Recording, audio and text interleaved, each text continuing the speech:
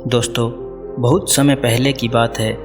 एक राजा के दरबार में एक कलाकार आता है और इस कलाकार की खासियत यह थी कि जब भी यह कलाकार अपनी कलाकारी दिखाता तो ऐसा कोई भी व्यक्ति नहीं होता था जो इसके कलाकारी को देखकर हंसे ना। बड़े बड़े राजा महाराजा इस कलाकार की कलाकारी को देख हंसते हंसते लोटपोट हो जाते थे। लेकिन इस बार वह कलाकार एक गंभीर राजा के दरबार में था, इसलिए लोगों को यह संदेह था कि कहीं वो इस बार असफल ना हो जाएं। वह कलाकार अपनी कलाकारी दिखानी शुरू करता है और वही होता है जो हर बार से होता आ रहा था। राजा का हंसते हंसते बुरा हाल हो जाता है। वह राजा उस कलाकार को कलाकारी देख इतना प्रसन्न होता है कि वो इस कलाकार को मुंह मांगा इनाम देने के लिए तैयार हो जाता है। दोस्तों, हमें यह बात हमेशा याद रखनी चाहिए कि अधिक खुशी में लिए गए फैसले अक्सर गलत साबित होते हैं। राजा उस कलाकार से कहता है कि मांगो जो भी तुम मांगना चाहते हो, मैं तुम्हारी कलाकारी से बहुत प्रसन्न हूँ। वह कलाकार कहता है कि क्षमा करे राजन, पर मैं जो भी मांगूंगा शायद आप वो ना दे पाएं। राजा अपने आसन से खड़ा होता है और कहता है कि अब तुम मेरी प्रसन्नता को क्रोध में बदल रहे हो। क्या तुम्हें मेरी द्वारा कही गई बात पर संदेह है? अब राजा अपने अहंकार को बीच में ले आता है और जहाँ भी अहंकार बीच में आ जाता है वहाँ काम बिगड़ना निश्चित है। फिर वो कलाकार राजा से कहता है कि नहीं नहीं राजन, मुझे क्षमा करें, मेरे बोलने का मतलब यह नहीं था, बल्कि मैं तो बस ये कहना चाहता था कि आप इस बात को फिर से एक बार दोहरा दें।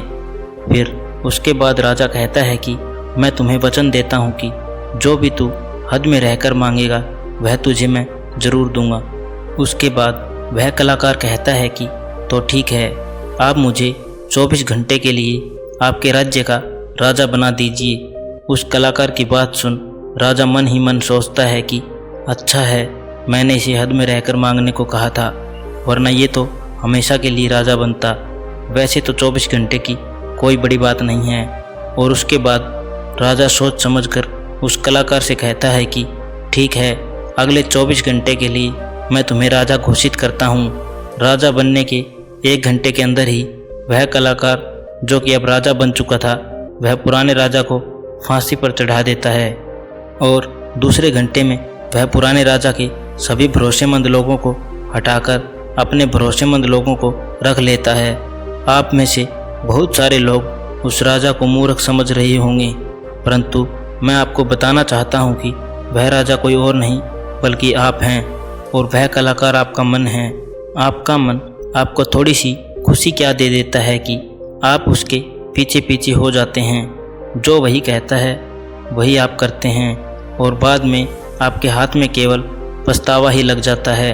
किसी भी चीज़ का मज़ा लेना समस्या नहीं है, बल्कि इस मज़े में दबकर अपनी शुद्ध बुद्ध खो देना समस्या है। इसलिए दोस्तों, हमें जब भी कोई फैसला लेना हो तो पूरे होश और हवास में रहकर फैसला लें, नहीं तो ये मन हमें बहुत ही गंभीर समस्याओं में फंसा देगा और हम कहीं के नहीं रहेंगे। दोस्तों, ये थी आज की एक महत्वपूर्ण कहानी। उम्मीद करता हूँ आपको बहुत पसंद आई होगी। ऐसी ही अच्छी अच्छी कहानियाँ सुनने के लिए अपने चैनल को सब्सक्राइब कर देना और घंटी का बटन दबाना मत भूलना। थैंक यू दोस्तों।